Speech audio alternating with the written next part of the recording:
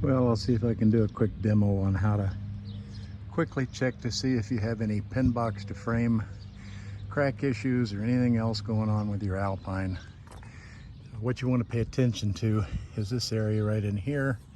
If I had the slide open, you would want to look to see if you have any cracks, and you'd want to look to see if any of this sealant along the edge is broken. And if it's broken, then that tells you that this wall is moving when you take the weight off of the front landing gear. I've wiped all of the landing gear down. I just used the motorcycle fork oil. So what we're going to do now is retract the mid and rear levelers, and then we'll get the pickup truck around and hook it up. Okay, so we have the truck hooked up to the hitch. We still have all the weight on the front legs.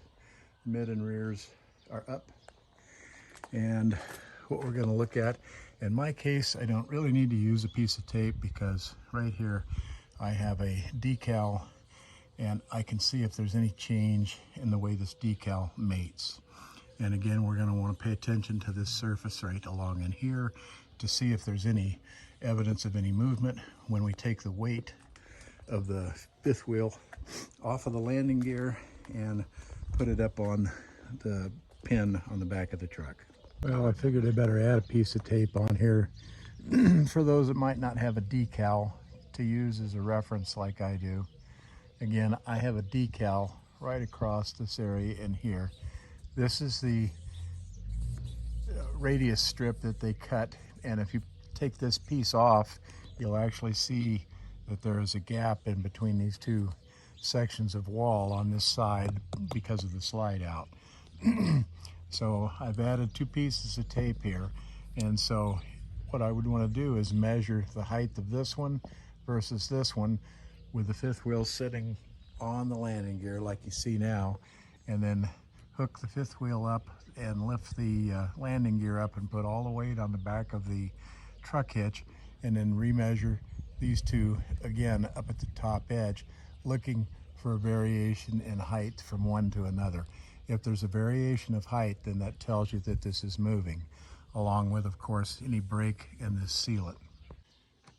And so we'll go ahead and retract the landing gear. And that's up far enough. Both front landing gear are off the ground 3 or 4 inches. And now we're going to take a look-see, and as you can see, there's absolutely no variation in this seam. And as you can see right in here, there is absolutely no evidence of any cracking of the sealant, and there's no movement.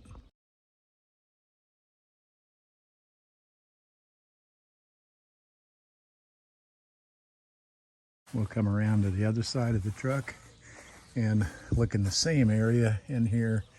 If there was a variation in here, we'd see it. And if what we're looking for here is any evidence of this sealant cracking, which would indicate that the wall is moving.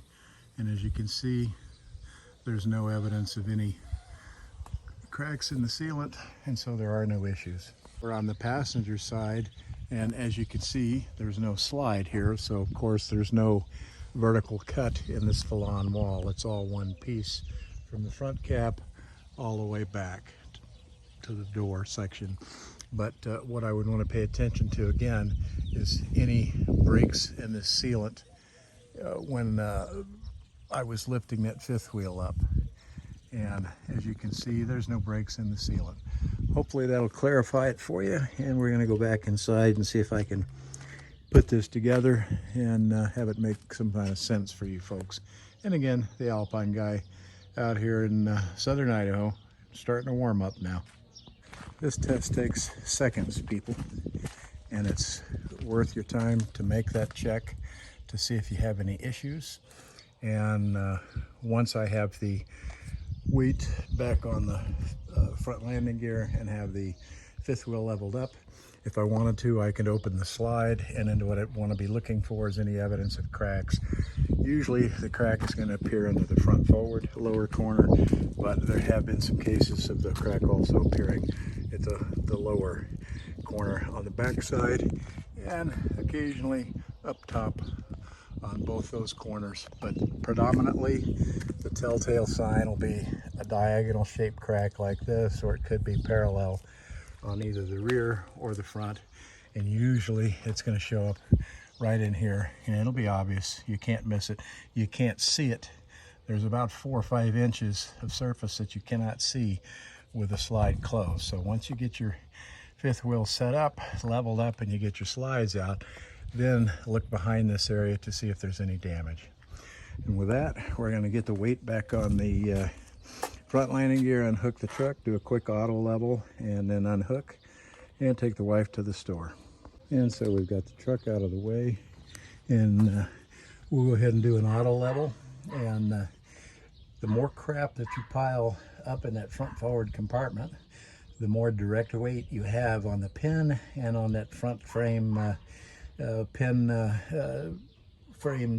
box to frame weld joints and things like that. So just something you might want to think about. And as you can see, I've got 2 Honda generators in there, a bunch of boxes with tools and lubricants and oils, a compressor. So there's probably, call it 300 pounds of direct forward weight that is going to be transferred directly to that pin when I lift this thing up. So again, the more crap you pile up front and in the basement area as well, right in here in your storage area, the more that pin weight is going to increase and the more load you're going to have on your frame. So we'll go ahead and do an auto level, and hopefully the system will work. In 10 years, it's always worked. First motion is upward and still lifting upward, since I was already in a negative state when I unhooked it. And now the left mid and rear jacks are going to come down, the right mid and rear jacks are going to come down, and then it'll do a final brush up on the front to back. The blinking lights right here tell me that the right side is low, and that's the passenger side, and so the levelers are coming down now to level that out. And as you can see, that red light went out, and now I still have a front light that's flashing, and the auto level will do a final touch up, and it'll probably do one more maybe.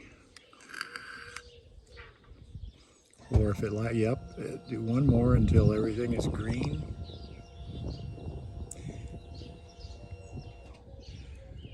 And if you notice now, all the lights are out, the green is flashing, and we should hear a tone, and we do, and that's a good successful auto level.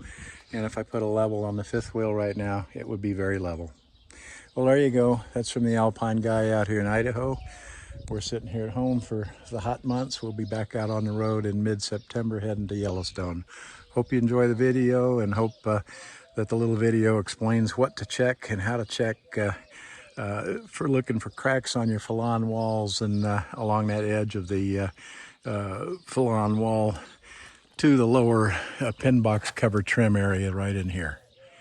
Catch you later, folks.